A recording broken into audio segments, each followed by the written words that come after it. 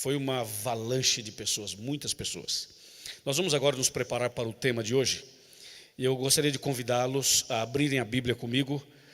E em seguida vamos orar e aí vamos ler o texto. O texto que vamos ler está em Atos dos Apóstolos, capítulo 9. Por favor, Atos 9, a partir do verso 1. Já a gente vai ler, vamos orar primeiro e vamos ler a palavra de Deus. Mas vamos já deixar a Bíblia aberta em Atos 9. E para preparar o nosso coração para essa mensagem, eu queria chamar aqui uma cantora curitibana, a Cíntia Nascimento. Ela foi uma das cantoras oficiais. Oh, já entrou? Você foi rápido, hein, Cíntia? Será que ela pode usar esse microfone aqui? Pode, né? Ela foi uma das cantoras oficiais da semana. Foi a Cíntia Alves, a Cíntia Nascimento, o Quarteto Arautos do Rei, os corais, os grupos, o quarteto aqui da cidade, da Central. Então, todo mundo envolvido no mesmo propósito. Então, eu pedi para a Cíntia cantar agora uma música para introduzir o meu sermão. Para que a gente possa, então, começar o sermão. A música chama Salva-me. É uma música bonita, que conta uma história real e que vai nos preparar para a mensagem da palavra de Deus. Vamos prestar atenção nessa introdução.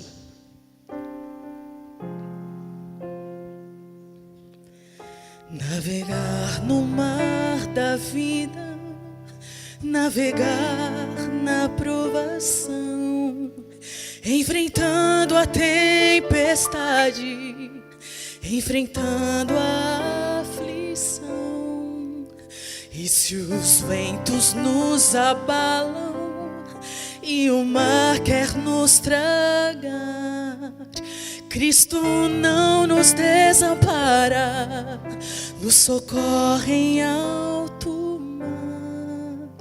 Mas nem sempre o conhecemos e perguntamos: quem és tu?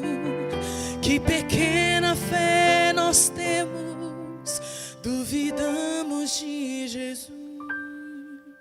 Salva-me, Senhor Jesus. Me perdoa, duvidei do teu amor. Salva-me, Senhor Jesus. Me estende a tua mão, não me deixes naufragar. Venha toda a tempestade acalmar. Salva-me.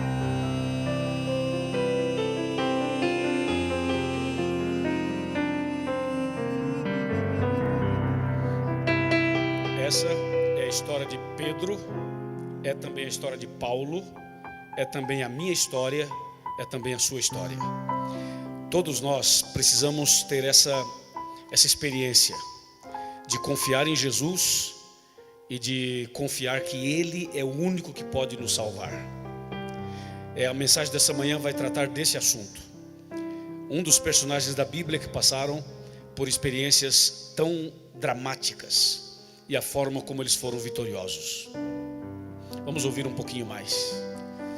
Pra ficar no mar da vida, navegar com direção e remando, conduzindo a pequena embarcação, é preciso ter um rumo bem seguro a seguir, confiando no meu Cristo. Vou chegar, vou conseguir. E se por um instante eu temo afundar, eu não vou abandonar o barco. Eu vou clamar: salva-me, Senhor Jesus. Me perdoa, duvidei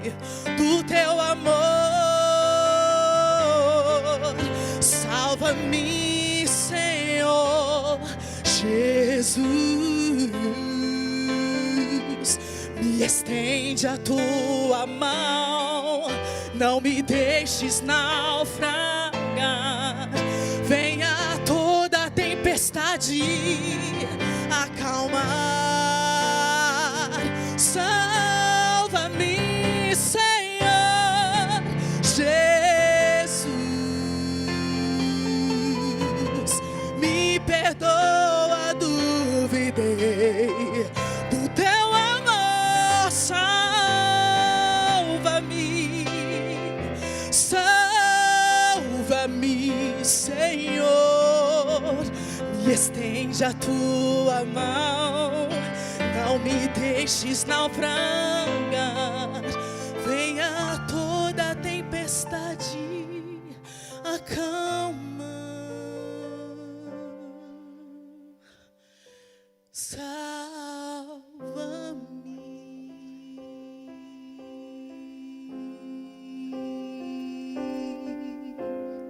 Amém, Senhor. Amém. Obrigado, Cíntia. Deus seja louvado. Vamos orar. Querido Pai Celestial, essa é a nossa oração. Salva-nos. Agora vamos ler a Tua palavra.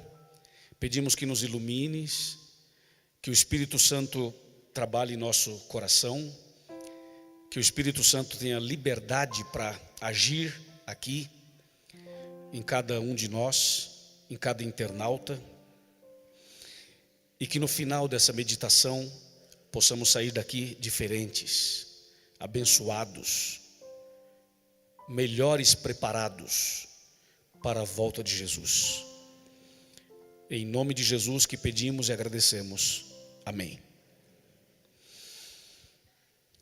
Atos dos Apóstolos, capítulo 9, a partir do verso 1 diz assim: Saulo, respirando ainda ameaças e morte contra os discípulos do Senhor, dirigiu-se ao sumo sacerdote e lhe pediu cartas para as sinagogas de Damasco, a fim de que, caso achasse alguns que eram do caminho, assim homens como mulheres, os levasse preso para Jerusalém. Seguindo ele estrada fora, ao aproximar-se de Damasco, subitamente uma luz do céu brilhou ao seu redor, e caindo por terra ouviu uma voz que lhe dizia: Saulo, Saulo, por que me persegues? Ele perguntou: Quem és tu, Senhor? E a resposta foi: Eu sou Jesus, a quem tu persegues. Mas levanta-te e entra na cidade, onde te dirão o que te convém fazer. Os seus companheiros de viagem pararam emudecidos, ouvindo a voz, não vendo contudo ninguém. Então levantou-se Saulo da terra, e abrindo os olhos nada podia ver, e guiando-o pela mão, levaram-no para Damasco. Esteve 3 dias sem ver, durante os quais nada comeu nem bebeu. Eu quero falar com a Elisângela, que está conosco agora ao vivo. Ô Elisângela, essa mensagem vai ser para você, mas não somente para você, para cada um de nós. A Bíblia conta a história de Saulo. É uma história conhecida de quem lê a Bíblia, de quem frequenta a igreja, especialmente desse grupo, com certeza é uma história bem conhecida. Saulo era natural da cidade de Tarso. A cidade de Tarso era uma cidade bem interessante. Era uma cidade universitária. Portanto, Tarso tinha uma estrutura educacional acima da média para o seu tempo. E as pessoas que eram naturais de Tarso eram pessoas muito estudiosas, eram pessoas muito bem preparadas academicamente. E Saulo nasceu lá, estudou lá, se graduou uma parte ali também. E Saulo, portanto, era uma pessoa muito culta, muito bem preparada do ponto de vista acadêmico. O seu chefe, o seu professor, o seu mestre, o seu orientador de teses era ninguém mais, ninguém menos que Gamaliel. Gamaliel era o mestre por excelência e todo aluno gostaria de tê-lo como seu mestre, como seu orientador. E Saulo o teve. Assim que estamos falando de uma pessoa de um nível altíssimo em várias áreas da vida dele.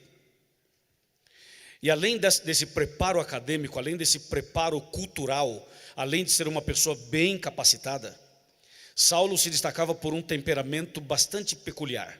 Você sabe que as pessoas conhecem 4 tipos de temperamentos: o colérico, o sanguíneo, o melancólico e o fleumático. Saulo era colérico, extremamente colérico. Vocês sabem que os coléricos, eles são pessoas mais pragmáticas, são pessoas mais racionais, são pessoas mais frias, são pessoas que calculam melhor antes de dar um passo. O colérico não é tomado nem levado tanto pela emoção, ele é mais pela razão. Diferentemente do sanguíneo. O sanguíneo é mais emoção, é mais momento, é mais explosão. O sanguíneo fala para pensar depois no que falou. O colérico pensa para falar. Então são 2 extremos. Enquanto que o fleumático fica muito em dúvida, muito em cima do muro, enquanto que o melancólico já está chorando já desde o início. Então são pessoas diferentes e que agem e reagem diferente de acordo com o contexto. Saulo era colérico.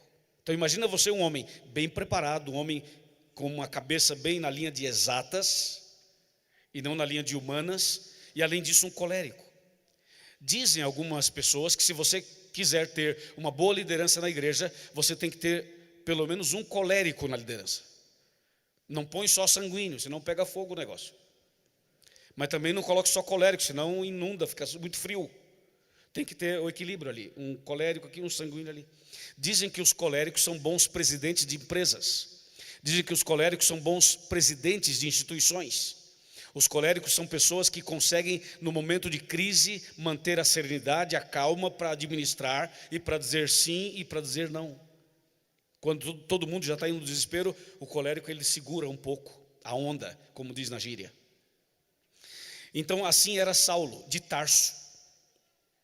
E além de tudo isso, Saulo tinha uma base religiosa muito sólida. Saulo tinha princípios judaicos. Ele tinha convicções teológicas, religiosas, que para ele eram imutáveis. Saulo estava tão convencido dos seus princípios religiosos, que ele era aquele tipo de pessoa que dizia assim: meu bisavô era assim, meu avô era assim, meu pai e minha mãe eram assim, eu nasci assim e vou morrer assim. Já ouviu alguém mais ou menos falar isso por aí, né? Até hoje tem pessoas que falam assim: não, meu bisavô era assim, não sei quem era assim, eu nasci assim, não vou mudar nunca e vou ficar assim até o final.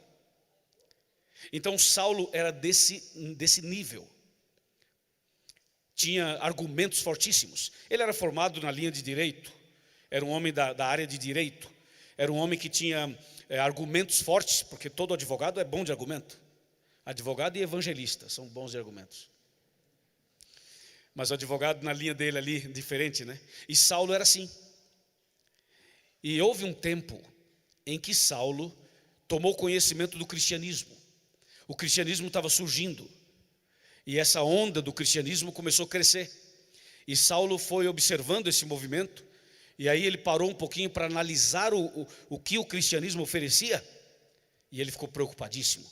Ele falou: gente do céu, esse cristianismo é perigoso. Nós temos que fazer alguma coisa. Ele não pode crescer, ele não pode avançar, senão nós estamos perdidos. E Saulo tentou organizar algumas coisas e alguns movimentos para bloquear, para impedir o crescimento do cristianismo, mas não deu certo. Foi aí que ele mesmo resolveu arregaçar as mangas e colocar a mão na massa e colocar o pé na estrada para ele mesmo tentar resolver o problema. E aí Saulo se destaca como um perseguidor dos cristãos. E entre essas ações perseguidoras que ele realizou, se destaca aquela morte de um servo de Deus chamado Estevão. Você lembra que Atos capítulo 7 conta a história de Estevão, a forma como ele foi apedrejado e tudo. E se você lembra bem do texto, diz que quando Estevão estava sendo apedrejado, havia um grupo de pessoas em volta dele. E o livro Primeiros Escritos de Ellen White comenta esse assunto de maneira muito clara. E havia um grupo de pessoas assim fazendo um círculo em volta de Estevão. Estevão foi colocado ali de joelhos E sob a coordenação e o consentimento de Saulo, Estevão foi apedrejado. Apedrejado. Sabe qual foi o erro de Estevão? Qual foi o pecado de Estevão? Por que ele estava sendo apedrejado? Porque ele era um cristão, porque ele falava de Jesus, porque ele pregava o evangelho. Então Saulo foi a pessoa que organizou isso daí, que estava coordenando isso daí. Para você ter uma ideia, a que ponto chegou Saulo para tentar impedir o crescimento do cristianismo. Só que quando Estevão estava ali no meio daquelas pessoas, para ser apedrejado, Estevão fez uma oração. E a oração de Estevão fez toda a diferença na vida de Saulo. Antes da morte, ali já poucos minutos antes de morrer, Estevão teve uma visão. Deus mostrou a ele Jesus à direita do Pai. E Estevão então ora e diz assim: Senhor Deus, dentro de alguns minutos vão me matar. Dentro de alguns minutos estarei morto. Mas antes da minha morte, eu queria dizer que eu perdoo os meus assassinos. E eu quero pedir ao Senhor que os perdoe também. Gente, aqui entre nós, é difícil isso, né? Já imaginou alguém que está te insultando? Alguém que está fazendo mal a você, ou a sua família, ou alguém que você ama, e você diz assim: Senhor, tem uma pessoa me fazendo mal, mas eu já a perdoo antecipadamente, e eu quero vê-la no céu. Não é fácil fazer isso.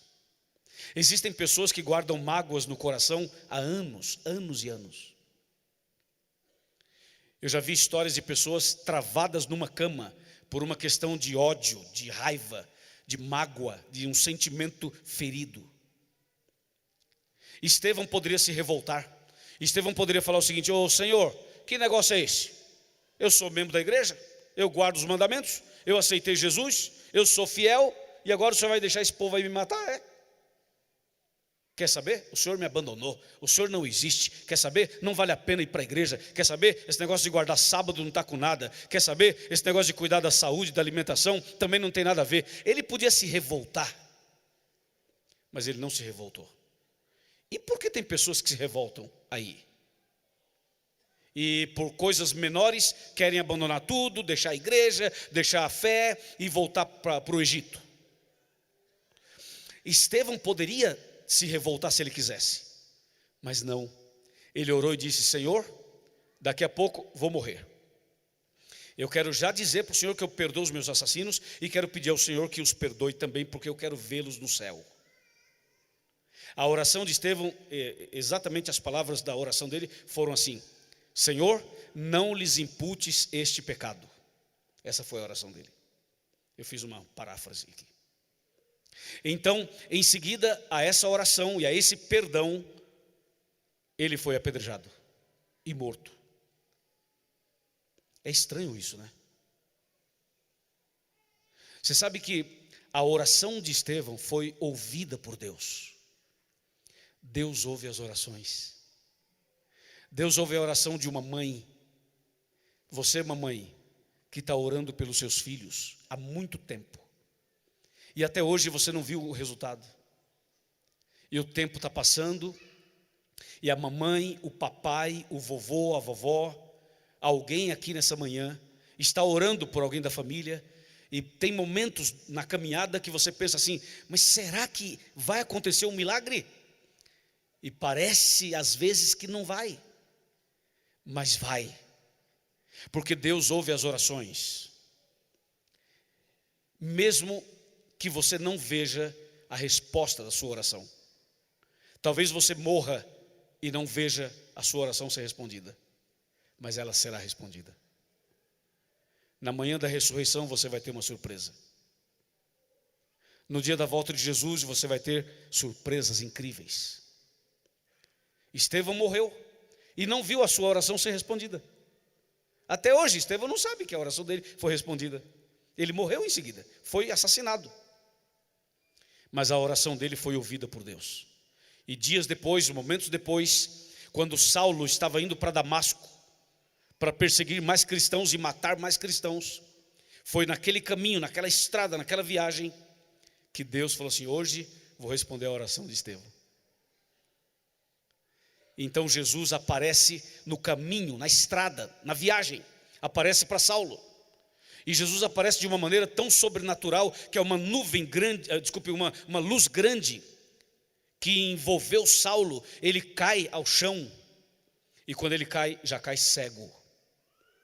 Ele vê o clarão, fica cego, cai, e aí não vê mais nada, só escuta uma voz que diz assim: ô Saulo, o que eu te fiz? Por que você não gosta de mim? O que eu fiz para você? Me fala. Por que você me persegue? Saulo não via ninguém, né? Estava cego.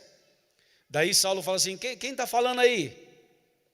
E a voz fala assim: eu sou Jesus, a quem você tanto persegue. E Saulo percebe que perseguir um filho de Deus é perseguir o próprio Deus. Que perseguir a igreja de Deus é perseguir o próprio Deus. E foi aí que Deus conseguiu tocar de maneira efetiva o coração de Saulo. Aí Saulo fala assim: Senhor, o que o Senhor quer de mim? O que o Senhor espera de mim? Deus falou assim: fica tranquilo, as pessoas vão pegar você pela mão e vão te levar até a cidade, e lá será dito a você o que tem que ser feito. As pessoas pegam Saulo pela mão e levam até a cidade. Ele senta num banquinho e fica ali, cego. O doutor Saulo, o poliglota Saulo, o que falava 5 idiomas, o homem que era colérico, o homem que era convencido, o homem que estava seguro da sua fé, o homem que dizia: meu bisavô era assim, meu avô era assim, meu pai era assim, eu nasci assim, vou morrer assim, nunca vou mudar. Aquele homem duro, aquele homem frio, aquele homem calculista, agora estava sentado cego. Há muitas pessoas que pensam que enxergam muito, quando na verdade estão cegas. E às vezes a cegueira acaba sendo uma bênção, depende do contexto. Então quando Saulo está ali sentado cego, ele já estava quebrantado. Jesus já havia alcançado o coração dele. E foi aí que Deus chamou um missionário. E aí entra o que o pastor Mitch falou aqui, e o pastor Marlington falou aqui ontem à noite, e nós falamos durante a semana. Deus foi lá e tocou o coração de Ananias, e diz assim: Ananias, você tem que fazer uma visita hoje, tem um estudo bíblico para você dar hoje. Ananias falou assim: é mesmo, Senhor? Para quem que é? E me dá um endereço. Deus falou assim: hoje você vai visitar Saulo, vai dar um estudo bíblico para Saulo. Ananias falou assim: qual Saulo? O de Tarso? Sim, o de Tarso. Ananias falou: Senhor, o senhor conhece esse homem? Esse homem matou Estevão, esse homem é um problema, esse homem é perigosíssimo, já perseguiu não sei quem, já fez não sei o quê. Eu é que não vou lá, porque se eu for lá vai me matar também, ué. Deus falou assim: Ananias, pode ir sem problema, porque Saulo não é mais o mesmo. Eu já mudei o coração dele, eu já mudei os pensamentos dele, ele já é um dos nossos, ele já é meu servo. Ananias falou assim: o senhor tem certeza? Porque esse homem é um problemão. Vai lá, Ananias. Ananias foi, chegou lá, deu o estudo bíblico, fez o apelo e batizou Saulo. Amém? E cadê o homem durão, que falou que nunca ia mudar, que nunca ia se entregar? Cadê o homem? Agora já era um dos nossos, um cristão, convertido, transformado, batizado. Sabe por que aconteceu isso? Porque alguém orou por ele, porque alguém o perdoou. Existem pessoas que jamais entrarão aqui de qualquer maneira. Existem pessoas que jamais irão assistir uma transmissão pela TV Novo Tempo ou pela internet. Tem pessoas que são sinceras, mas que têm convicções tão profundas, raízes tão profundas, que se você convidar para vir aqui, ela não vem. Se você convidá-la para fazer um estudo convencional, ela não vai. Existem casos especiais que exigem um tratamento cirúrgico pontual. Existem Saulos aqui em Curitiba. Se tem, está assim de Saulos. Pessoas sinceras, pessoas boas, pessoas cultas, pessoas bem preparadas, que devem vir para cá, que devem ser um servo de Deus, que deve ser uma serva de Deus, mas que são pessoas que são inatingíveis do ponto de vista humano. Tem condomínios aqui em Curitiba que você não entra para dar um estudo bíblico. Tem prédios que são fechados, que você não pode dar um livro, você não pode dar um DVD, você não pode bater de porta em porta. É proibido, as pessoas não querem. O mesmo acontece na Europa, nos Estados Unidos, em outras partes do mundo. Mas Curitiba especialmente vive essa situação, como outras grandes cidades brasileiras. Então a gente fica pensando, como é que nós vamos chegar lá se essas pessoas são tão fechadas e tão difíceis? Aí entra o poder da oração. A oração, e aí a partir da oração, aproximar-se da pessoa pela amizade. Nem sempre funciona tudo isso, sabe? A amizade, mas a oração funciona. E tem uma coisa, tem gente que só vai se entregar a Jesus, só vai aceitar a salvação, só vai mudar e mudar o seu caminho, o seu rumo, por uma intervenção direta de Deus. Por uma intervenção direta de Deus. Saulo, se não fosse uma intervenção direta do céu, ele não teria se convertido. E talvez aqui nessa manhã tenha alguém no meio dessa multidão que já frequenta a igreja há um bom tempo, mas não se entregou ainda. Alguém que já conhece o caminho, mas não se entregou ainda. Tem pessoas mais duras, mais difíceis. Não é que a pessoa é má, é que a pessoa precisa de algo mais para dar esse último passo. E às vezes o argumento humano não é suficiente. Então precisa de uma intervenção divina, uma intervenção sobrenatural. E você sabia que Deus faz isso? Eu estava fazendo uma campanha de evangelismo em Dallas, no Texas. E eu estava fazendo visitas durante o dia e pregando à noite. Eu visitava todas as pessoas que iam na nossa igreja, que tinha interesse na Bíblia. Eu e mais umas pessoas visitávamos. E uma mulher me chamou a atenção, nunca mais esqueci a história dela. Não faz muito tempo isso, faz pouco tempo. Eu pessoalmente com outro rapaz íamos à casa dela dar estudo bíblico. Aí chegou uma hora, durante os 15 dias que nós passamos lá, dando estudo bíblico, que ela falou assim: pastor, eu aceito tudo. Tudo que tem na Bíblia eu aceito, tudo. Até esse negócio de dízimo eu aceito, o sábado eu aceito, mudar a alimentação eu aceito, mudar, se precisar trocar roupa, eu troco roupa, se precisar botar, eu boto, se precisar tirar eu tiro. Eu falei, isso não é o meu problema. Ela falou assim, eu só tenho uma dúvida. Eu não aceito que Jesus tinha que morrer como morreu, do jeito que morreu, para me salvar. Falou, isso não entra na minha cabeça. Eu aceito tudo que está na Bíblia, mas esse negócio eu não entendo. Eu não aceito. Se você me provar, me explicar e eu entender, aí eu vou. E eu pensei, puxa, para mim parece que isso era o mais fácil. Mas quando eu tentei explicar, eu descobri que era o mais difícil. É o mais difícil. No caso dela, era o mais difícil. E olha, eu dei para essa mulher vários estudos e vários textos e vários argumentos. Usei tudo que eu podia usar para aquela mulher. E eu mostrava texto e contava história. Eu falava assim, pastor, é bonito o que você está falando, mas ainda não. Isso aí tudo eu já sabia. Ela falou assim, eu não consigo entender, não entra na minha cabeça. Como é que Jesus é Deus, sai de lá, vem para cá, entra no ventre de uma mulher, vira uma criança, depois nasce, depois cresce, depois morre de novo, ressuscita, volta para o céu? Que é uma história um pouco estranha, não é? E eu me esforcei tanto para explicar para essa mulher, e eu não conseguia explicar. Eu achava que eu conseguia, mas não dava efeito nenhum. Até que numa sexta-feira, da quinta para sexta, eu fiquei brigando no quarto assim com Deus, né? Senhor, por que eu vou falar para essa mulher? O senhor tem que fazer alguma coisa, porque eu não posso fazer nada. E aí na sexta-feira nós marcamos um estudo com ela. Aí na sexta-feira de manhã Deus me deu uma ideia. Deus me deu uma ideia. E aí eu fui estudar com ela. Falei, irmã, sabe o que eu descobri? Que eu também não entendo o que Jesus fez. Não é só a senhora não. Eu não entendo e acho que ninguém entende. Quer ver? Aí fui com ela para Isaías 53. Eu já tinha lido Isaías 53 com ela várias vezes já. Mas peguei o verso 1 e o verso 2. E o verso 1, Isaías começa assim. Eu vou parafrasear na linguagem de hoje.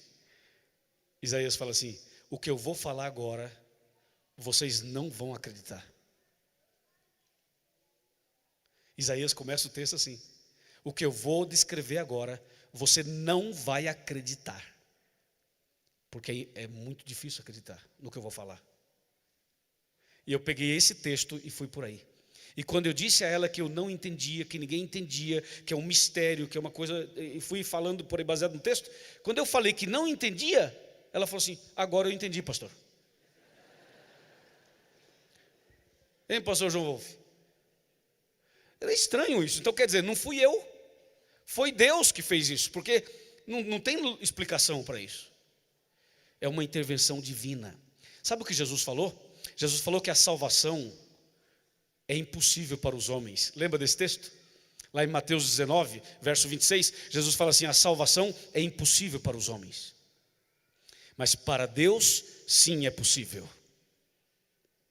Saulo se converteu, tornou-se um seguidor, um servo de Deus, um escritor da Bíblia, foi o que mais escreveu livros da Bíblia, foi um teólogo em altíssimo potencial. Ele, por causa das seus escritos e da forma como Deus o usou, é que nós hoje entendemos coisas como justificação pela fé, entendeu?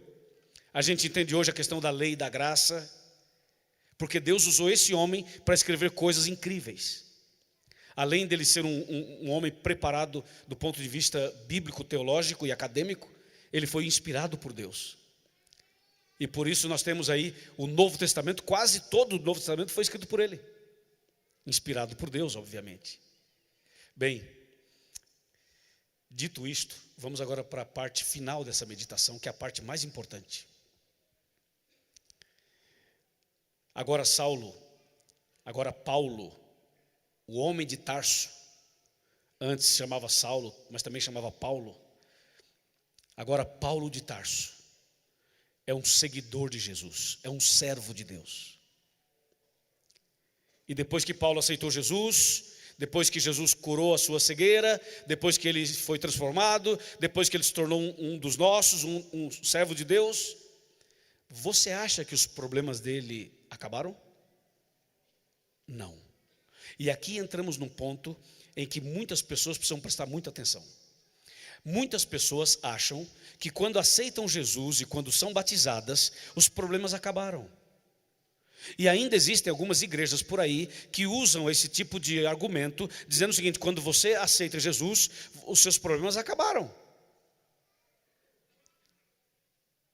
E aí eles começam a dizer o seguinte: todo problema que você tiver a partir daí, não é mais você, é um espírito mau que está em você. E aí vem a questão daquele negócio de ter que expulsar, ter que fazer descarrego, tem que tomar água ungida, tem que fazer um monte de coisa. Se tem uma dor na perna, não é uma dor na perna, é um espírito que está na perna. Então tem que tirar esse espírito e resolve o problema. Se a pessoa usa droga, fuma ou bebe, não é o problema, é que tem um espírito nela que está fazendo isso. Então aí vem esses argumentos que as pessoas usam por aí. Mentira, não é assim. Ou não é exatamente assim. Eu não quero dizer que o inimigo não trabalha, trabalha e muito, mas não é exatamente assim como as pessoas dizem. Então, depois que Saulo se entregou, depois que Saulo já era um servo de Deus, cheio do Espírito Santo, ele enfrentou lutas terríveis.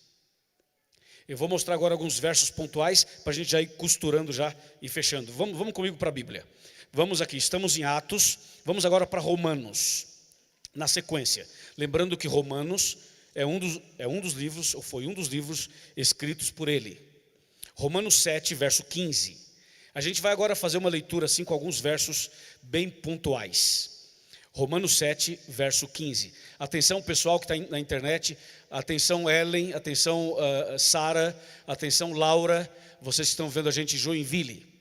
Presta atenção agora aqui em Romanos 7, verso 15. Olha o que Paulo escreveu. Porque nem mesmo compreendo o meu próprio modo de agir, pois não faço o que prefiro, e sim o que detesto. Que incrível isso, né? Olha o 19. Porque não faço o bem que prefiro, mas o mal que não quero, eu faço. Você já viu esse filme? Já viu esse filme alguma vez? Você sabe o que tem que fazer, mas não consegue fazer? Você sabe o que é o certo, mas não consegue? Claro que cada um no seu contexto, né? Cada um dentro da sua realidade. Mas imagina você, um homem cheio da graça de Deus, um homem cheio do Espírito Santo, um escritor da Bíblia, um homem convertido diretamente por Jesus, chega ao ponto de escrever isso. Ele fala: porque eu não faço o que eu gostaria de fazer, mas o que eu não gostaria eu acabo fazendo. Quando eu vou ver, eu já fiz. Claro que o contexto de Paulo era o dia a dia dele era um, o nosso dia a dia é um outro, mas em linhas gerais é a mesma coisa. Aqui você vê um homem que serve a Deus enfrentando lutas. Você sabe que todos nós temos lutas. Alguns têm uma luta um pouco mais assim acentuada numa área, outros em outras áreas, mas todos nós temos lutas. Você sabe que tem que ler a Bíblia todo dia, mas nem sempre você lê. Nós sabemos que temos que orar mais todo dia, mas a gente muitas vezes não faz. Você sabe que tem que levar pessoas a Jesus, compartilhar sua fé com alguém. É o cada um salvando um ou ajudando mais um a ser salvo. A gente sabe o que tem que fazer, mas nem sempre consegue fazer. E por isso a gente sofre. E Saulo sofreu barbaridade aqui. Sofreu muito. Porque ele sabia o que era o certo, mas não conseguia viver nesse nível do que é correto. Muitas pessoas na igreja, a gente não faz ideia, porque uma igreja grande como essa, e até uma igreja menor, você tem vários tipos de pessoas dentro, e você e eu não imaginamos a luta que cada um passa, a guerra espiritual que cada um passa. Alguns já entregaram os pontos e tentam levar uma vida dupla, uma vida na igreja e uma vida lá fora, uma vida na carne e uma vida no espírito. Alguns já se adaptaram, se acostumaram e vão levando assim, meio sem muita responsabilidade. Quantas pessoas estão vivendo no nível de não estarem nem quentes e nem frias? Elas estão no meio do caminho, estão no nível de Laodiceia, mornas. E diz assim: não, é assim mesmo, é o fim dos tempos, a coisa é difícil, mas vamos levando assim. Outras pessoas estão incomodadas, não querem assim, querem ser melhores, querem crescer, querem servir melhor a Deus e não estão conformadas, como Saulo, como Paulo. Então Paulo, ele registra, escrevendo aos romanos, a sua guerra, a sua luta, a sua batalha. E algumas pessoas dizem assim: quando eu não era da igreja, eu não tinha esses problemas que eu tenho agora. E agora que eu aceitei Jesus, vim para a igreja, eu tenho uma luta terrível. Não é tão difícil de entender isso. Quando a gente não entrega a vida a Jesus, a gente tem uma natureza apenas, a natureza carnal, pecaminosa. Quando você aceita Jesus, se entrega a Ele, como Saulo, você recebe a natureza espiritual, divina. E você passa a ter duas naturezas. E essas duas naturezas agora, elas podem criar dentro de você uma certa guerra, um certo conflito, uma batalha. Porque se você alimentar as duas naturezas, as duas vão estar fortes e sua vida vai ser uma guerra constante. O certo é alimentar só a natureza espiritual e deixar a natureza carnal ir ficando fraca, morrendo, para que ela não tenha forças. Quando uma pessoa abandona a fé, é porque ela alimentou mais a natureza carnal do que a natureza espiritual. Aí ela acaba abandonando a fé. É mais ou menos um exemplo como quando você tem só um filho. Você tem só um filho ou só uma filha, tudo é para ela, para ele. Não tem briga, está tudo certo. Mas quando vem um segundo, ou a segunda, aí tem que administrar a situação. E aí vão surgir conflitos. Então Paulo, ele descreve o seu conflito, a sua luta. E no final do capítulo 7 ele fala assim: miserável homem que sou. Mas veja, irmãos, é na hora da luta, é na hora da batalha espiritual, é na hora que você e eu enfrentamos as nossas lutas espirituais, essa é a hora que nós vivemos o momento mais delicado. Por quê? Porque é nessa hora que as pessoas pensam muitas vezes em abandonar tudo. Nessa hora tem duas vozes falando na cabeça da pessoa. A voz de Deus fala assim: persevera, permaneça. A outra voz fala assim: dá um tempo, está muito difícil, dá um tempo. E depois, um outro dia você volta, mas dá um tempo agora. Então, são duas vozes. Agora, Paulo poderia desistir, mas não desistiu. Vamos para Romanos 8. Por favor, é o capítulo aí do lado, Romanos 8. Agora verso 28. Você vai ver agora o que Paulo vai falando na sequência sobre a sua decisão. Romanos 8, verso 28. Sabemos que todas estas coisas cooperam para o bem daqueles que amam a Deus, daqueles que são chamados segundo o seu propósito. Essa compreensão faz toda a diferença, sabia? Essa compreensão que Paulo coloca mostra maturidade cristã. Nós precisamos ter uma maturidade cristã nesse nível de entender que mesmo as coisas complicadas, mesmo os conflitos, mesmo os problemas, eles cooperam para o nosso bem. Essas lutas que nós temos devem nos levar a orar mais. Então vamos crescer. Deve nos levar a ler mais a Bíblia. Deve nos levar a buscar mais a Deus. Então, diante das crises, diante dos problemas, dos obstáculos, lembre-se, tudo isso pode levar você para mais perto de Deus, se você quiser. Paulo então diz assim: eu não vou desistir, eu vou continuar, porque eu sei que tudo isso é para o meu bem.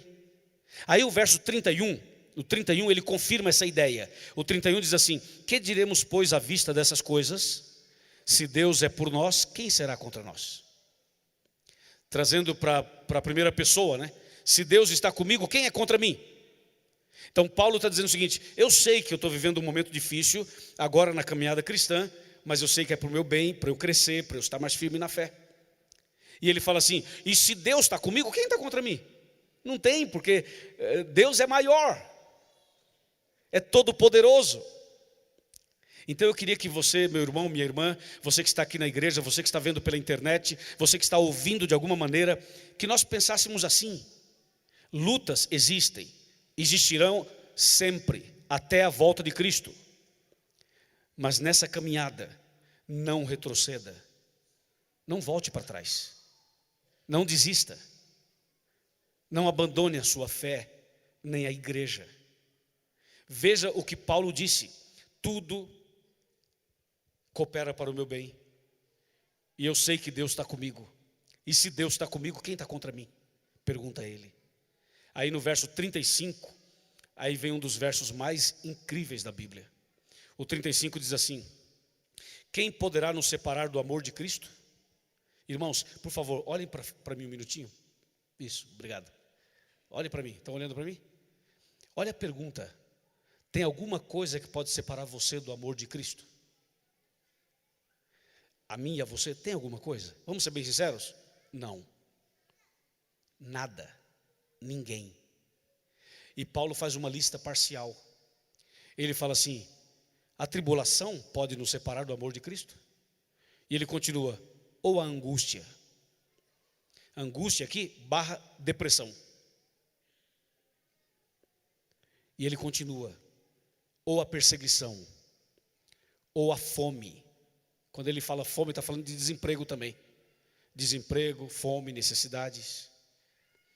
Ou a nudez, ou o perigo, ou a espada, ou a crítica, ou o preconceito, ou as más línguas, ou a intransigência, a indiferença.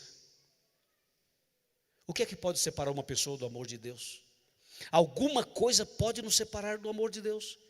E Paulo pergunta, ele faz uma lista e pergunta: alguma dessas coisas podem separar do amor de Deus? E o verso 37, ele mesmo responde, no 37: em todas essas coisas, porém, somos mais que vencedores, por meio daquele que nos amou. E o verso 38 ele fala assim: porque eu estou bem certo, e veja que ele fala dele mesmo, estou bem certo de que nem a morte, nem a vida, nem os anjos, nem os principados, nem as coisas do presente, nem do porvir, nem os poderes, 39, nem altura, nem profundidade, nem qualquer outra criatura poderá separar-nos do amor de Deus que está em Cristo Jesus nosso Senhor. Amém. Você vê que Paulo, primeiro a história da conversão dele, depois ele mostra a luta que ele enfrentou, depois ele mostra a fé, a confiança na promessa, a confiança na Bíblia. Depois ele fala assim: alguma coisa pode me separar de Deus? Não, nada. E no final ele fala assim: nem a morte, nem a vida, nem o diabo, nem os anjos dele, nem as coisas dessa vida, nem do porvir. Nada, absolutamente nada pode nos separar do amor de Deus. Entendeu? Nada. Então, você pode estar passando por essa situação toda que está na lista ali. Ou pode estar passando por coisas piores que não aparecem nessa lista. Lembre-se que tudo isso que você passa, todas as dificuldades que nós passamos, não são suficientes para nos separarem do amor de Deus. Deus está com você. Olha para mim aqui. Deus está com você, sabia? Deus está com você o tempo todo, 24 horas. Ele está não apenas do seu lado, Ele está com você. Então, por favor, olhe para a experiência de Paulo.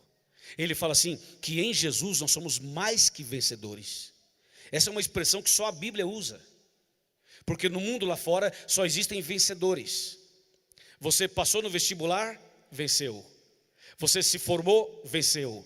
Você apostou uma corrida, venceu. Você foi para as Olimpíadas, venceu. Você foi para a Copa do Mundo, venceu. Você pode vencer em várias esferas da vida, várias. Mas em Jesus a gente vai além disso. O que significa ser mais que vencedor do ponto de vista bíblico? É que os vencedores humanos, eles têm um topo, chegam no topo. Mas quem anda com Jesus tem algo além desse topo. Tem o novo céu e a nova terra. Por isso somos mais que vencedores. Porque os vencedores chegam no ponto mais alto do pódio. Dali não passa. Só até ali.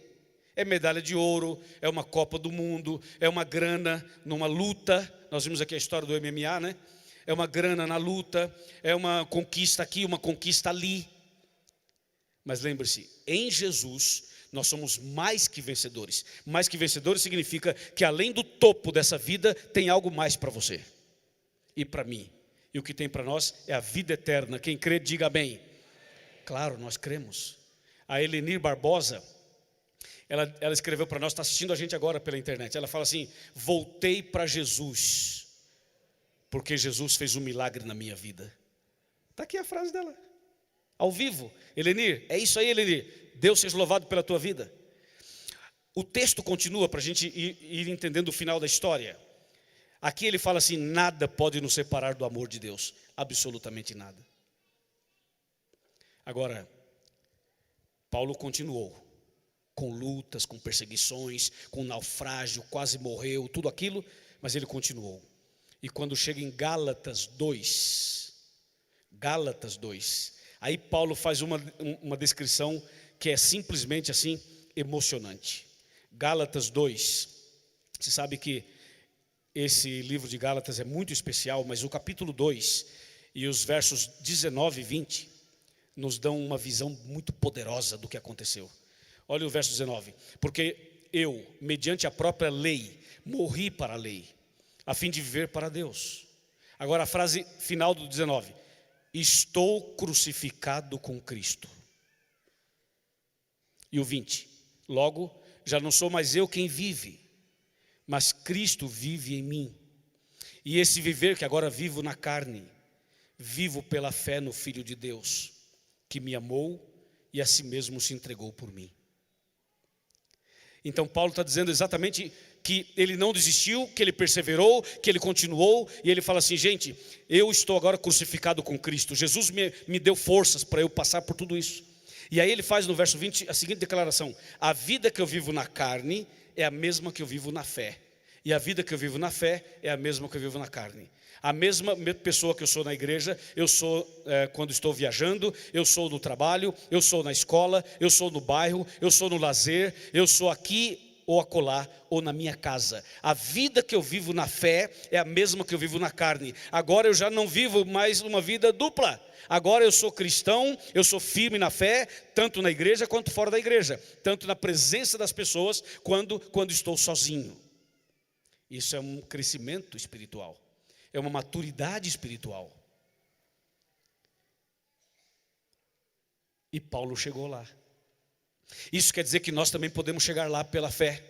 Se perseverarmos em comunhão, se perseverarmos na oração, se perseverarmos com Deus, Ele também nos dará essa vitória. Amém, irmãos? E agora o último texto.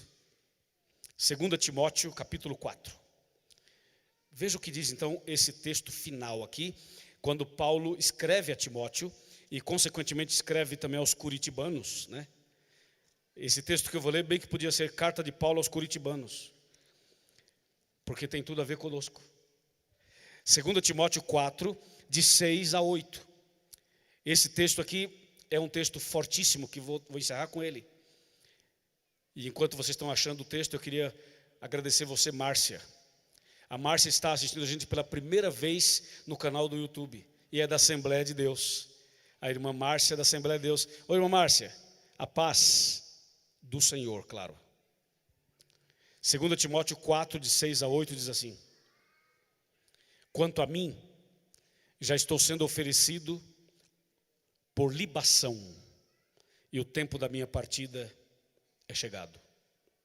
Combati o bom combate, completei a carreira e guardei a fé. E já agora a coroa da justiça me está guardada, a qual o Senhor, reto juiz, me dará naquele dia, e não somente a mim, mas também a todos quantos amam a sua vinda. O texto bonito, poderoso, não é? Maravilhoso esse texto. Paulo escreve a Timóteo e diz bem claramente: pessoal, ele fala, amanhã vão me matar. Paulo agora está vivendo a experiência de Estevão, do homem que ele matou, ou ajudou a matar.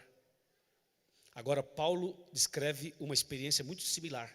Ele fala assim: já me avisaram, hein? Amanhã vão me matar. Eu já sei que vou morrer amanhã. E já sei que eu serei decapitado. Já me falaram. Mas antes que eu morra, eu quero fazer uma declaração. Eu combati o bom combate. Eu combati o bom combate. Eu terminei a carreira e guardei a fé. Olha que interessante essas três ideias.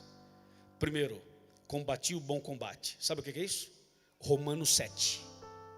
O bem que eu quero fazer eu não faço, o mal que eu não quero esse eu faço. Esse é o combate. Então ele fala assim: combati o bom combate, Romanos 7. Terminei a carreira, Romanos 8. Nada pode me separar do amor de Cristo. Quando ele fala eu terminei a carreira, Romanos 8. E ele termina falando assim: e guardei a fé, Gálatas 2. Vou repetir. Combati o bom combate, Romanos 7. Terminei a carreira, Romanos 8. E guardei a fé, Gálatas 2. Irmãos, precisamos combater o bom combate.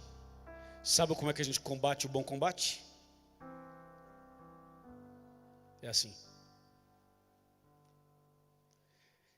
Você e eu só podemos combater o bom combate de joelhos. Essa guerra só se ganha de joelhos, com a Bíblia na mão. Bíblia na mão e joelho no chão. Temos que continuar no bom combate. E a vitória não é você que vai gerar. A vitória vem do Senhor. E quando ele fala assim: e eu completei a carreira. Eu quero fazer um apelo para essa igreja nessa manhã. Para mim e para você, para nós dois. Irmãos, vamos completar a carreira?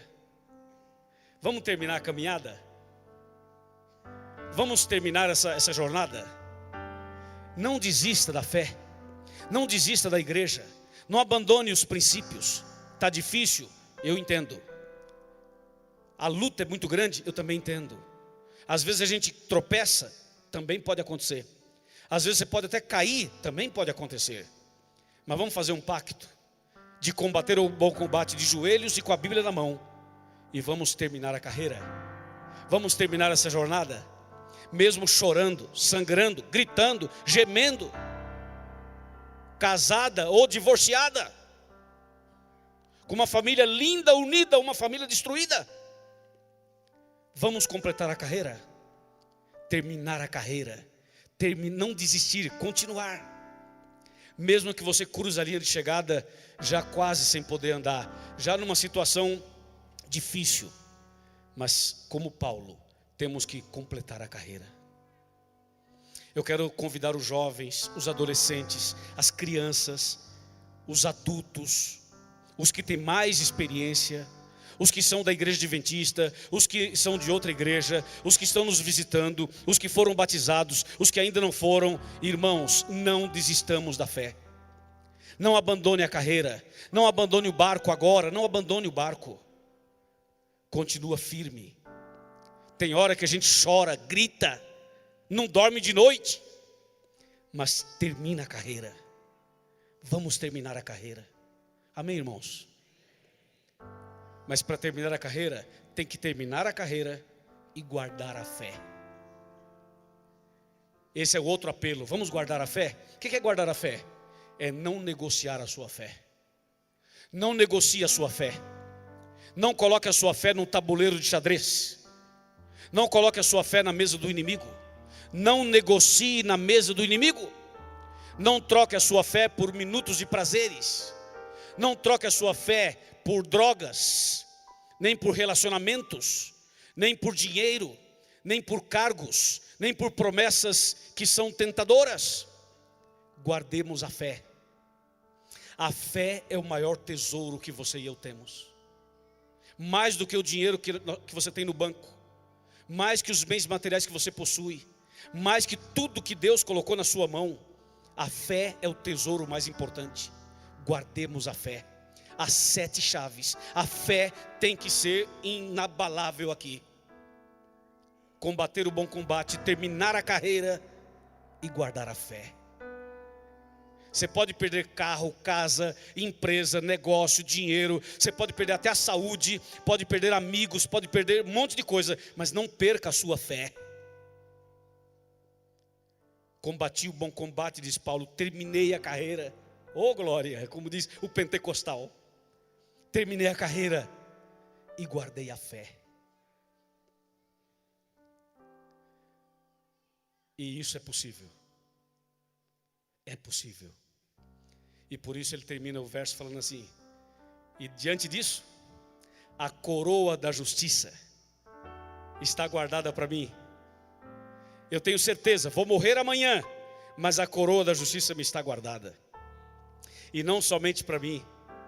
E não somente para mim, a coroa da justiça está guardada para todos os curitibanos. Estou falando sério.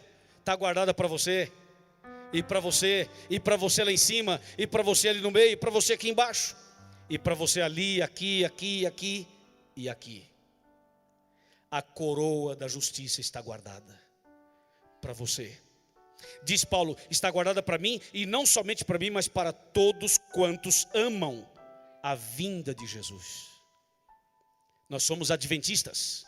Nós cremos que Jesus em breve voltará. Enquanto eu estou falando isso aqui, entra na internet agora uma pessoa chamada Cilde Faria. Sabe o que ela escreveu aqui? Diz assim: a Samara Barbosa disse assim: eu quero voltar para Jesus agora. Acabou de decidir, quer voltar para Jesus agora. Amém, irmãos? A Bíblia diz isso. Combati o bom combate, completei a carreira e guardei a fé. É isso que nós precisamos. Guardar a fé. E nós estamos juntos no mesmo barco. Todo mundo estamos juntos no mesmo barco. Guardar a fé. E a coroa da justiça está guardada para você e para mim. Estou falando com alguém que está em casa, que abandonou a fé.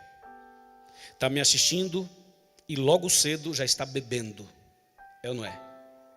Já tomou uma, tomou duas, tomou 3. Ah, você está no hotel, né? Entendi. Dormiu no hotel, brigou lá em casa. Ah, tá. Aí foi embora e dormiu no hotel. Nem dormiu, né? Tá mal, né? Mas você conhece a Bíblia, não conhece?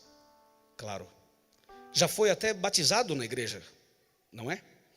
Ok. Parece que está tudo perdido, não parece? Às vezes parece. Mas não há nada demasiadamente difícil para Deus. Deus tem um plano para você, sabia? Posso te dar um conselho? Quando terminar aqui o culto, você fecha a mala, vai lá, faz o check-out e volta para casa. Peça perdão para sua família. Reconheça seus erros. Chore se for preciso. E recomece com a família e com Deus. Entendeu? E se você está em Curitiba, eu te convido para vir aqui à igreja hoje à noite. Essa é a igreja adventista do sétimo dia central de Curitiba. Você pode vir aqui hoje à noite, às 7:30 da noite. E Deus vai mudar a sua vida. Está me ouvindo? Deus vai mudar a sua vida. Amém? É isso. Quando eu estava entrando aqui, me apresentaram um homem chamado João. É João mesmo? É João. O nome dele é João Romano. O nome dele, João Romano. Sabe quantos anos tem o irmão João Romano? 80 anos e meio. Que ele fez questão de falar o meio, por isso que eu estou falando. 80 anos tem ele. Olha esse homem ali. 80 anos. Eu perguntei assim para ele, irmão João Romano, o senhor conhece a palavra de Deus desde quando? Ele falou assim, eu conheço a mensagem adventista desde os 14 anos de idade. 14 anos. Eu disse, o senhor nunca havia tomado essa decisão antes? Disse, nunca. E disse, agora com 80 anos e meio, eu quero começar tudo de novo. Eu quero nascer de novo. Dá para nascer de novo com essa idade? Claro que dá. Claro que dá. Eu perguntei para ele, cadê sua família? Ele falou, minha família não veio. Mas ele está enganado. Quer ver?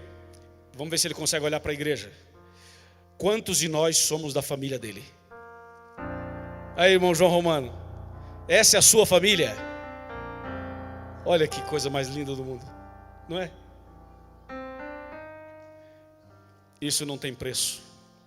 Ou melhor, tem preço. E que preço, é ou não é? E que preço que tem aí.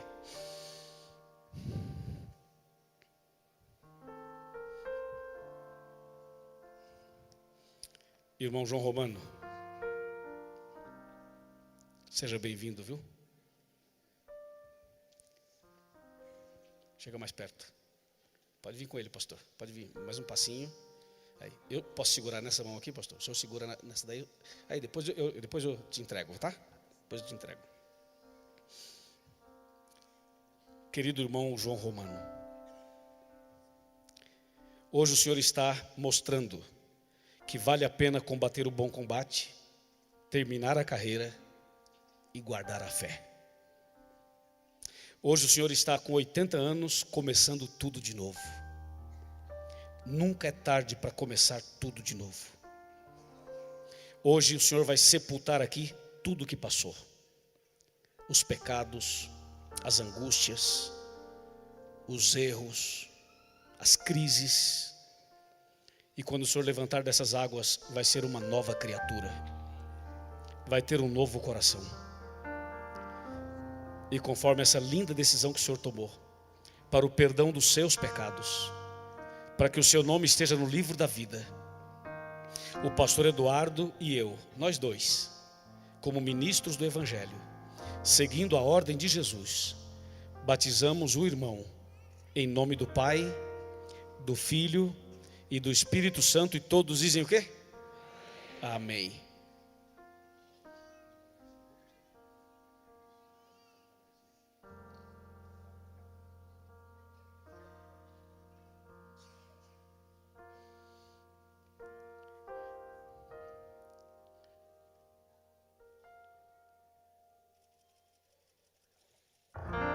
Uau!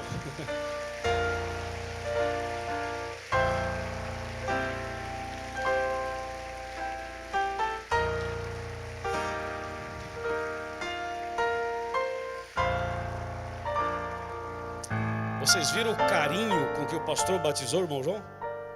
Vocês viram? Que lindo, pastor, parabéns. O pastor batizou em câmera lenta, assim, com carinho. Dá até vontade de batizar, não dá? Dá vontade. Uma vez eu vi um pastor batizar, ele pegou o cara assim e fez assim, vupt, vupt. Eu pensei, vai matar o camarada. O pastor com carinho, né? Ali, ó, é assim. Amém? Quantos aqui receberam o cartãozinho? Os nossos convidados que não são membros da Igreja Adventista, levanta a mão, por favor. Fica em pé aí onde você está, por favor. Por gentileza, coloque-se em pé. Imediatamente eu vou pedir aos amigos de fé dessas pessoas que se levantem ao lado delas. Você que está acompanhando essa pessoa, levante-se ao lado dela e ao lado dele. Isso. Se tiver alguém aqui que se afastou dos caminhos de Deus e está aqui conosco essa manhã, está afastado, mas veio hoje, fica em pé também, por favor. Fica em pé. E se tiver alguém que diz assim, pastor, eu já sou da igreja, para mim só falta o batismo, só o batismo só, fica em pé também. Para você que só falta o batismo, você já se considera, já é membro aqui já, mas falta só o batismo, fica em pé, por favor. E essas pessoas que se levantam precisam ter um amigo ao lado, uma amiga ao lado, tanto lá em cima na galeria quanto aqui na nave da igreja. Cada pessoa que se levantou precisa ter um amigo do lado. Isso. Agora eu queria pedir a vocês que estão em pé, abraçados com um amigo, para virem aqui à frente, para chegar mais perto. É a hora do chega mais perto. Pode vir aqui com seus amigos, aqui pertinho. É o Fernando que está ali? O Fernando dos Arautos do Rei está com um amigo ali, olha. É teu primo? Muito prazer. Daqui a pouco vou aí para lhe cumprimentar. Oi, meninas. Bem-vindas. Podem vir aqui sem nenhum problema, podem vir. Podem vir aqui. Nós queremos orar uns pelos outros, tá? Queremos orar por vocês e vocês vão orar por nós também. Agora eu quero fazer uma pergunta para os que estão sentados. Quantos de vocês, durante todo esse programa, semana, quantos pensaram ou estão pensando em alguém da sua família que você diz assim, puxa, precisaria que essa pessoa estivesse aqui essa semana, eu quero ver essa pessoa no céu, é um familiar, é um amigo, é um vizinho, é um colega de trabalho, de escola. Alguém de vocês está pensando em alguém que gostaria de levar para o céu também, naquele grande dia? Quem está pensando? Eu estou pensando em 5, eu agora estou pensando em 5. Alguém está pensando em pelo menos uma? Quem está pensando em pelo menos uma, fica em pé representando essa pessoa. Você se levanta representando essa pessoa. Então significa que agora nós temos alguém aqui na nossa mente, no nosso coração. E nós vamos orar por essas pessoas. E eu queria fazer um desafio para vocês. O pastor Marlington está por aqui. Deixa eu ver onde está o pastor Marlington. Ali, pastor Marlington. O senhor pode vir aqui ao meu lado, pastor Marlington, por favor? Eu queria dizer uma coisa para vocês. Os que já estão aqui à frente estão acompanhados com seus amigos, dos seus amigos. Os que se levantaram depois estão com alguém, pastor, em mente, alguém no coração. Eu tenho 5 aqui na minha cabeça, 5. Que eu preciso que essas pessoas se entreguem a Jesus logo. Estou orando por elas. Mas eu queria fazer um desafio com você. Eu queria convidar o pastor William. Pastor William, vem aqui também, pastor William. Pastor Mitchell, pastor Clemente, pastor Paulo. Eu não sei o nome de todos que estão por aqui na base, mas venham aqui os pastores. Aqui, pastor William. Obrigado. Pastor Marlington está aqui. Obrigado, pastor Marlington. Eu queria que vocês me ajudassem a orar e receber essas pessoas. Aqui está o pastor Paulo. Irmãos, eu quero fazer um desafio para você. Desafio número 1, que é para mim também. É para mim, é para eles e é para você. Desafio número 1. Que a gente combata o bom combate, termine a carreira e guarde a fé.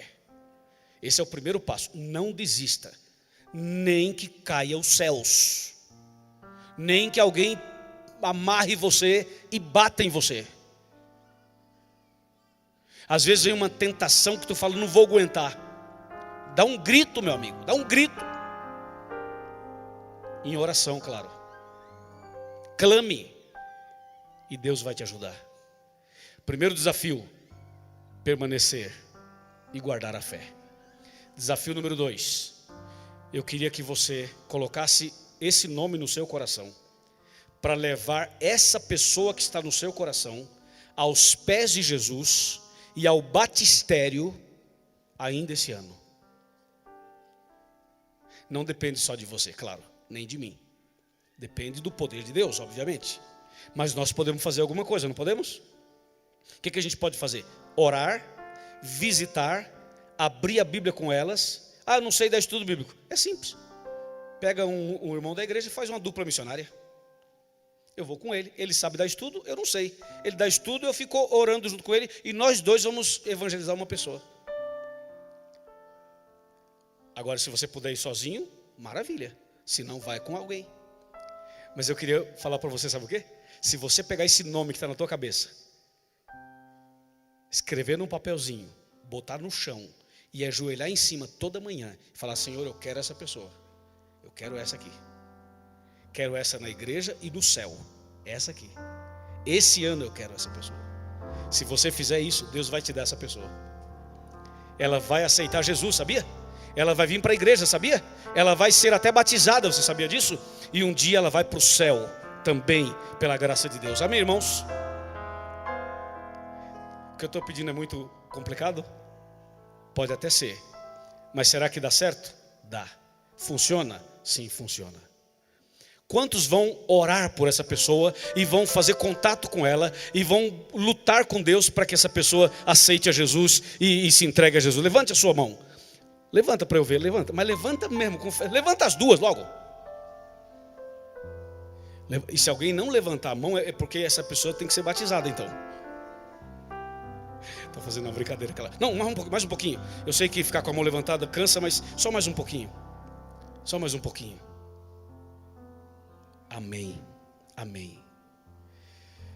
Fernando, arautos do rei. Como é que é? Enquanto ele não vem, Jesus vai voltar. Usa o meu que já está no ponto. Enquanto ele não vem, siga esperando. Sempre. Sempre, siga esperando. Perseverando. Até o fim. Combatendo o bom combate. Até a morte. Completando a carreira. Até o fim. E guardando fé. A fé. É isso. Arauto do rei.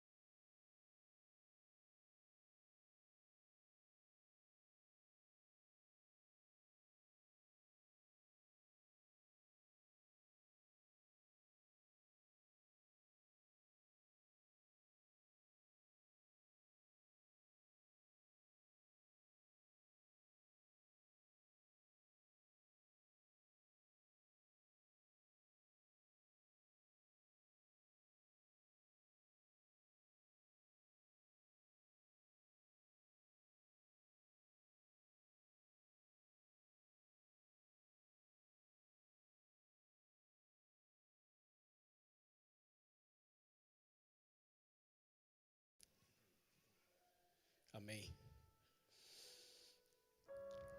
É isso aí. Quantos de vocês gostariam que eu fizesse uma oração agora para que você possa ser batizado em breve? Quantos gostariam de ser batizados? Levanta a mão. Levanta a mão. Quem gostaria de ser batizado? Levanta a mão. Opa, tem uma mão aí na sua cabeça aí, ó. Quem gostaria de ser batizado, vem aqui em cima do meu lado e do lado do Quarteto Arautos do Rei. Vem com seu amigo, com a sua amiga. Sobe aqui. Você diz, pastor, eu quero ser batizado também. Sobe aqui. Sobe aqui. Vou pedir aos pastores, ao quarteto, para cumprimentá-los, para recebê-los. Os que desejam ser batizados podem vir aqui.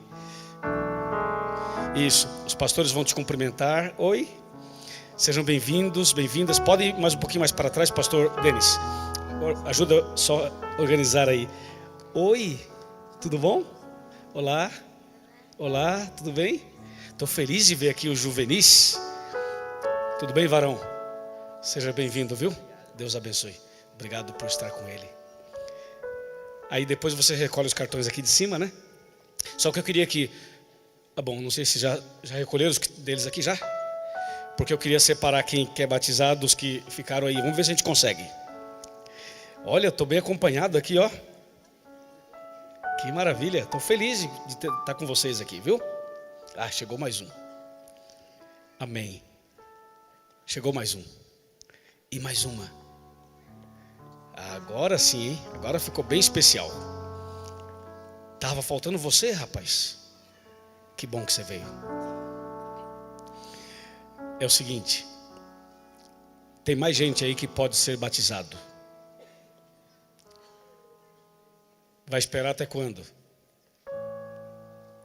Hã? Tem mais gente pronta aí, eu sei que tem. Você quer vir ou quer que eu vou te buscar? Estou falando com carinho, vocês sabem, né? Com muito carinho estou falando. Mas é sério também, é com carinho, mas é sério. Tem gente que se a gente não buscar, a pessoa nunca vai reagir.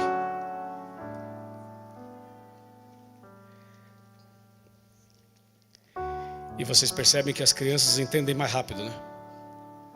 Não entendem, respondem mais rápido. Tem mais alguém? Tem mais alguém falando assim, pastor, se você falar mais 10 segundos eu vou. Você está pensando, vou, não vou, vou, não vou, vou, não vou. Na dúvida, venha. É ou não é? Na dúvida, venha. Tem mais alguém? Quem está chamando você é Jesus.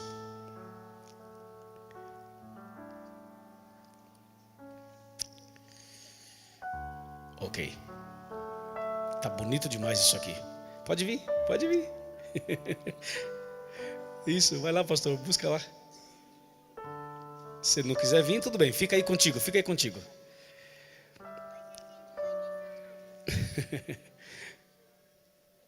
Podemos orar? Sim. Vamos orar. Querido Pai Celestial, obrigado por essa linda manhã. Obrigado por Tua palavra, que enche o nosso coração de esperança e que nos fortalece na caminhada cristã. A gente sabe que a caminhada cristã tem seus momentos muito desafiadores. Mas se o Senhor é por nós, quem será contra nós? E se Paulo, diante das lutas, perseverou até o fim, nós também podemos perseverar. Ajuda-nos, Senhor, hoje, para que a decisão que nós tomamos seja selada por Ti. Que cada um aqui combata o bom combate da fé, de joelhos e com a Bíblia na mão.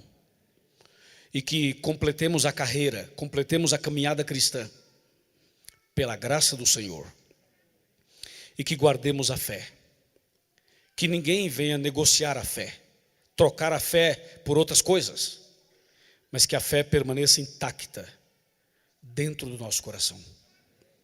E que essa fé produza frutos de salvação em nossa própria vida e na vida de outras pessoas. Por isso, cada um de nós se levantou pensando em alguém, em uma pessoa, ou duas, ou mais, Senhor, nesse momento nós queremos colocar esta pessoa ou estas pessoas cujos nomes estão em nosso pensamento, em nosso coração. Nós colocamos essas pessoas nas tuas mãos. Senhor, abençoe essas pessoas. Nós queremos vê-las aqui na igreja, queremos vê-las no batistério e queremos vê-las no reino dos céus. Por isso nós entregamos esta igreja, os internautas, os convidados, todos nas tuas mãos. Senhor, aqui no púlpito estão essas pessoas que querem ser batizadas. Que lindo! Obrigado, Senhor. Isso é obra do Espírito Santo. Que essas pessoas saiam daqui abençoadas e melhores, decididas e preparadas, não apenas para o batismo também, mas mais do que isso, para o encontro eterno com Jesus nas nuvens dos céus. Nas tuas mãos nos entregamos, em nome de Jesus. Amém. Continuemos em oração. Pai nosso que estás nos céus, santificado seja teu nome, teu reino venha, tua vontade na terra e no céu.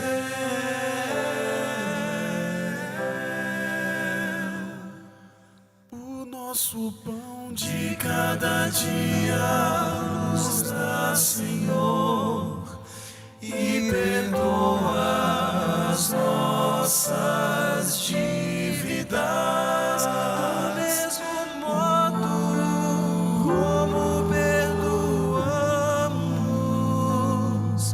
aqueles que também nos devem.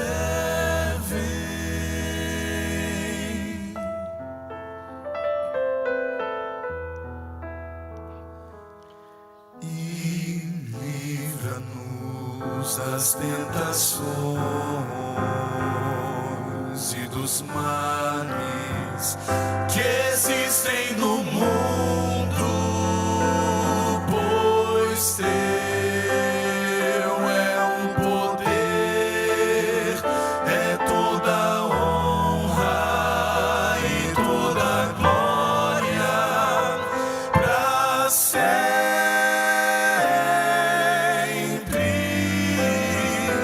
para sempre.